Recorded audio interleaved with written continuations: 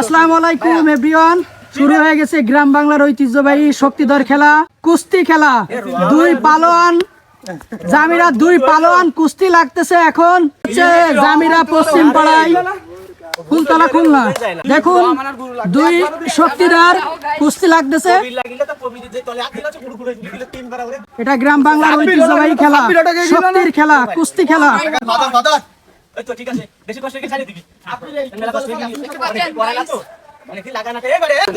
সুপ্রিয় বন্ধুরা, ভিডিওটি দেখার মাঝে আপনারা ভিডিওটিতে লাইক কমেন্ট করে দিন। শক্তির খেলা, কুস্তি খেলা, গ্রাম বাংলার ঐতিহ্যবাহী খেলা।